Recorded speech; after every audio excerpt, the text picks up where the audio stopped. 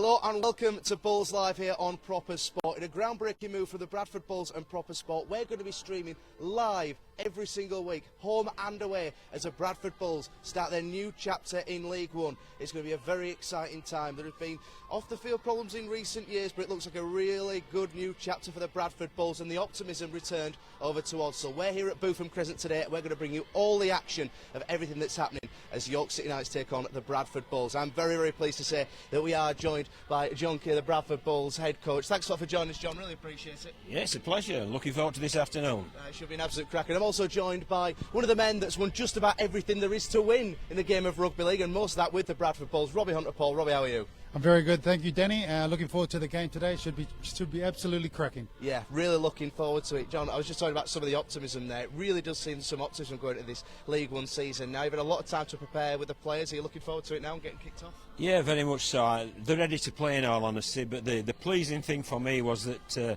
yesterday morning we held a training session, and I think that's the best training session since I've been at the Bulls.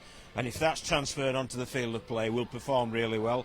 If we perform really well, we'll have every chance of going home with the points. Yeah, just looking back to the Keighley friendly, it looks like it's going to be one of those, with just about every club in this league, you're going to be a scout now. Is that something you've got to be prepared for? It is, yeah, and we are prepared for it, but we don't expect York to be quite as physical. I mean, York are very much a footballing team. They give the ball plenty of air, they play some good shape.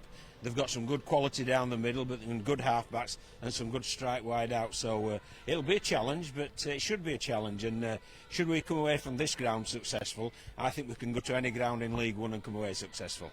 Certainly fantastic to hear. And just looking at some of the team news as well, Chisholm not involved in the 19-man squad. But what else can you tell us about team news? Yeah, well, Danes obviously is being held back a little because we've taken the consultant's advice and making sure he does a bit more contact work and a bit more of change of direction work, so that his knee is really stable when he does enter the field of play. It may well be next week, but again, we'll monitor it during the coming week. But obviously, today's our focus, and for today, we've virtually got a clean bill of health, except for there's King and there's Andrada with dead legs, and Ross Oakes we've erred on the side of caution with regards to his hamstring. Yeah, sorry, John. Good to have Joe Keys back in the squad last week. Oh, he was magnificent last week, Robbie. I thought we looked a different team. It's the best we've looked in the pre-season friendlies, and a lot of that was down to the fact that Joe's our general. He directed about the field, and his kicking game was first class. And goal kicking may be the difference in the game today? Yeah, well, it's a short ground, isn't it? Although it's wide, it's very short. It's a typical of a football ground. And obviously, if points are offered today, we're going to take them, because we're viewing this as our cup final, just as York are viewing this as their cup final as well. And one of the main things, looking at this one as well, was the travelling crowd of the Bradford Bulls. Going to be around 1,800, they were saying, coming down to Bootham Crescent today. It's going to make all the difference, isn't it, this year? Oh, this is going to be a record crowd for League One, no doubt about that. And I think that just shows the name of the Bradford Bulls and the fan base of the Bradford Bulls. And should we go well this year, which we've every intention of doing, I'm hoping that this travelling army continues to grow. But they'll be very, very important for us, and let's hope they can cheer us on to a win. And if there's one team in League One that can really challenge you, it is these guys, York. It is, yeah. You've only to look down their playing roster, Robbie. They've got Graham Horn in the middle, Andy Ellis, who's been a championship hooker of some renown for a number of years. They've got 3 Hull Kingston Rovers players on dual reg, and they've got Benny Cockayne out on the wing as well. So it ain't going to be easy, that is for certain. It's going to be a big, big challenge, but we're ready to have that challenge. And just finally as well, John, looking at, obviously, you've brought a lot of success to a lot of the clubs you've been head coach over the years. What would it mean to you personally to really achieve something with Bradford this year now? Well, if we get Bradford back in the Super League within the time I'm at the club, I'll view that as up there with any Challenge Cup win or anything else, any international honours, anything, because it's a big club.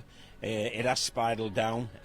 We realise where we're at now. We're sustainable now, but we need to now make sustainable progress as well. And that's my job. And should we get back to Super League, it'll rank alongside anything I've done before. Well, fantastic. And John, thanks a lot for joining us pre-game, and good luck today. Pleasure, thank you. Good luck today. Thanks a lot there. John Keir joined us there to have a good chat. Looking ahead to the game against York. It's always exciting, the optimism, the first one back, Robbie. I'm really looking forward to this now. And it's a tricky one. It really is a tricky one for the Bulls. It can't be understated. Exactly what John's pointing out there. It's a massive scalp for every team in League One. It's just like when they were facing up against Toronto in 2017. It was an opportunity for them to get one over on the professional boys. And the approach that the Bradford Bulls have taken in this preseason and over the course of the past 3 to 4 months, especially by employing someone of John Kerr's quality as well. I mean, that sends out ripples, and it also sends out a challenge. And I think that's what's really important. Looking at the York players who were out on the pitch when we first arrived, there was no fear in their eyes. They look comfortable in the job that they've got to do. Majority of them would have been in situ last year when they turned Toronto over. They've played against the big guns before, and they've played in front of big crowds before as well. So I don't think they're really going to be overawed with the occasion. I think they're going to be actually infused with it. And I think that's the challenge that the Bulls need to get over, is that every game that they play in is going to be, as John explained, a grand final for the opposition. Yeah, and it really is going to be exciting this season. And obviously, Robbie, you've seen some of the signings that have come in as well. Obviously, I've been very impressed by some of the quality that John Kerr's managed to bring in. It really is exciting on that front with the players he's got available as well, you know. That's right, and I think the one thing that's kind of upset his preparation and plans over the course of the last 3 months is, look, they've had 5 preseason games, but they've run those 5 preseason games without out-and-out halves, except for the last game against Keighley where they had Joe Keys running in the halfback. You mentioned it before, Dane Chisholm won't be playing today, and I think he's a key, an underpinning motivator, especially as an X-factor player. A guy that can come in and, you got Joe Keys out there who can direct the team, marshal the team, point them in the right direction, show them where to get to on the field. And then you have someone like Dane Chisholm who can be injected into the game at any point in time with his X-factor type plays, the way he sidesteps, the way he takes the ball on, the way his creativity and his mind works. And I think that's really crucial when you need a successful team. It's having those players that can come up with massive plays at the right time. But look, Steve Crossley's been absolutely immense during these preseason matches. He's only 28 years of age, and as the front rowers goes, he's just reaching his prime. Front rowers see their best years between 27 and 32, 33 years of age. But he's really stepped up in the mantle, because it is a young team, in the mantle of being a senior player. And he's taken that responsibility on, and he's led by the front. Ross Peltier has been quite amazing as well. He's dropped a lot of weight over the pre-season, which is he's taken a lot of ribbing for. But he's looking more dynamic than he's ever looked in his career, and I think he's biting at the bit to get moving as well. And Elliot Minchell has also been another sort of great player that they've unearthed during this pre-season. He's played really well in the championship over the last couple of years. Blooded through the Leeds Rhinos system, so he's got a good understanding of the game, but his ball playing skill and ability is really, really strong. Last week, for the majority of the game, he played in the back row, and I really like him there because he just adds another layer there. I think today he'll be running out in the half, so he's got that ability to be a ball player as well as a runner and a great defender. And if anyone saw the game last week, it takes no nonsense as well. If you're going to mess with him, I think he's got some time in his career to actually become an enforcer. Just need to put a bit of timber on because he's only a young fella as well. Yeah, I can understand that, and it really is exciting times now for the Bradford Bulls as they make their charge out of League One. We are going to be talking more about the game a little bit later on, but we want to just have a look back at some of the other Super League games and the World Club Challenge that happened this weekend as well. And let's start off with the Leeds Rhinos. They played Melbourne Storm. It wasn't a great run out for them, Robbie. Obviously, you've had some success with the Bradford Bulls in the World Club Challenge before. Does it show a gulf now between NRL and Super League, or are we overstating it a little bit? Yeah, well, look, there is a gulf, but it's a slight gulf. It's not as big as everyone thinks. Now, you need to understand the Leeds Rhinos are a team going through transition right now. So I think it was 2-3 years ago, they lost Jamie Peacock, Lulawai, and Kevin Sinfield, 3 on-field leaders. Last season, they lost Danny Maguire and Rob Burrows. They're 2 core players in the middle of the park that glue everything together. And I think when you lose 5 of that type of leadership ability that you pretty much built your legacy around, which they did over 15 years, that's when you've got to really work hard as quickly as possible to repair that. Now, the game against Melbourne Storm, you're going up against, an unbelievable side there, Billy Slater, Smith, these guys have been playing together for 15 years, This is their 14th season together. in the spine of their team and the strength and the ability that they've got coming through the game. Australian, New Zealand international players, South Pacific Island international players. I mean, a plethora of talent within that system. Every single junior have come through that system, and they all understand how to play the game also. If you were to measure it like for like, you put their players against Leeds Rhinos players, you choose probably, in most part, 80% of the Melbourne Storm players. When the Super League clubs have been successful in the past, when the World Club challenges, it's because they've been the best Super League team going with that same team that won won the Super League Championship the year before. And I think what we didn't see this weekend was a like for like. We've got a team in transition going against a team who's sort of just finishing off the peak of their career, as a unit together, just coming to the back end of their legacy, and they're working hard to try and fill that forward. So not like for like. If you look at the other games down under, where you had both Hull FC and Wigan playing, those games were a lot tighter. And then Hull FC and Wigan would probably, you'd argue, would beat Leeds at this point in time as well. So it wasn't a like-for-like competition, which is why we saw the outcome we did. Oh, well, we're certainly going to be looking into everything else happening in the world of rugby league as well. And Remy can get in touch in the comments as well. Me and Robbie will be picking up on those at half-time and at full-time as well. So do send them in. I'd absolutely love to hear your thoughts on everything that's happening in the world of rugby league. We'll have a look back to the Super League as well. Widnes against Warrington. This was a game, when I looked at that, I thought, you know what, right, I couldn't call that at the start. Warrington have been in some poor form. Widnes, everyone wrote them off at the start of the season. We're doing much better, but Warrington managed to grind out that first win. I think that'll be important for them now. That's hugely important. Yeah, you're right, Danny. When you're the team that everybody's talking about pre-season, it puts a layer of pressure. I think a similar type of pressure has been put upon Cass Tigers, and we saw them grind out a win against Widnes Vikings last week with I think 13 points to 12 with a last-minute drop kick by Luke Gale. Look, for Warrington, they've got the players. I watched them play against Huddersfield Giants the week before as well, and I watched 13 individuals play against Huddersfield Giants who played as a team, and that's why the scoreline was 20 points to 6 in the end. This week, I think we saw at times some of those combinations starting to come together, but still we need to see more from Warrington. They've got more in the tank. Individually, they've got some talent. Goodwin on one side, Ryan Atkins on the other side in the centres. Both of those guys can score tries for fun, but they're not quite gluing together well with their halves at this point in time. So whether it's Tyron Roberts, Patton or Brown, it's trying to get the nucleus of those three players and figuring out what's your best two combination and how they start to merge together with their edge players.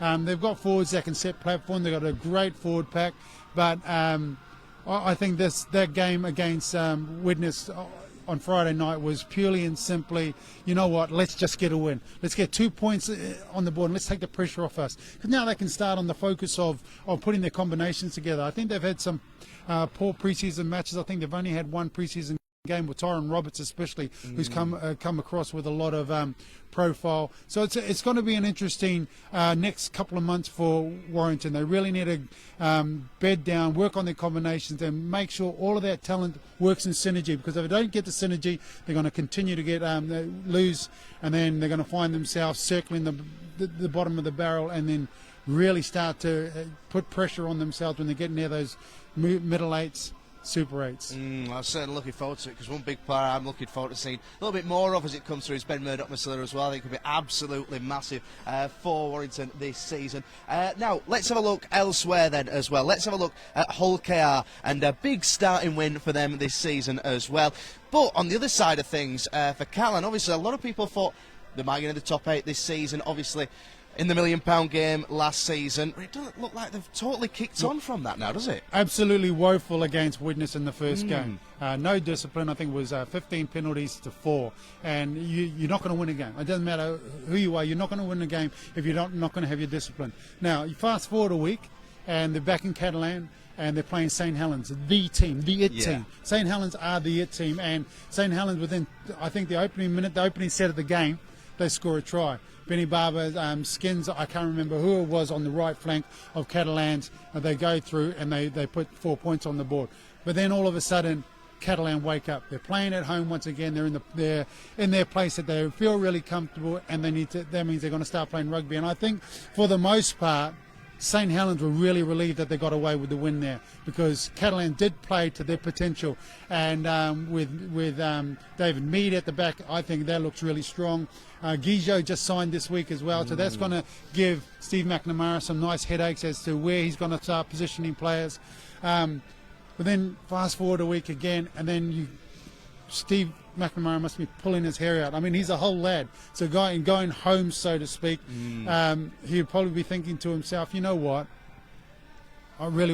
We can grow. We were terrible the first week, great the second week, unlucky to lose. We can grow against Hawkeeye. Is a great opportunity for us to pick up our first 2 points away from home. But once again, we just saw ill discipline. It wasn't penalties this week; it was drop balls. It's like they just couldn't hold the ball, and it's fun. Those are fundamental things that every rugby player, it's the first page. You see, hold the ball. If you're going to do anything in the game of rugby league, you've got to hold the ball. And what they did is they invited Hawkeeye into the game for the entire first 40 minutes. It looked at times that they could dominate, they could control the game. But as soon as they did get back into the game, they'd gift the ball back. They'd hand over a ball really lazily, or give away a penalty, or come up with some type of silly play. So it's, at the moment, for me, Catalans are beating themselves. Hawkeeye are building on the back of what was a really strong performance against Leeds Rhinos, and potentially they could have come away with some points there. They've got their first 2 points at home, and again, for them, another relieving 2 points. And I think that's, you can't underestimate how getting that first win on the board, how important that is, because with the way the system's set up and the fact that it's not just one team. We have seen over the last 2 years one team go down and one team come up. But in reality, with Toronto and Lee Centurions and the quality that you have in the championship, it's not unlikely or impossible that you could see more than 2 Super League clubs disappear out of the Super League this year. Featherstone are looking in absolutely fantastic form. Halifax are not a bunch of mugs as well. And then you've got Toulouse, who could just potentially come out of nowhere. London Broncos have been building over the last couple of years as well. So it's one of those weird dynamics that when you get to the middle eights, the qualifiers, the teams and from the Super League that end up there, they've been losing all season. So they've got internal culture problems. They've got used to losing. On the flip side of that, the championship teams that reach the Super 8s by going up, they've been winning all season.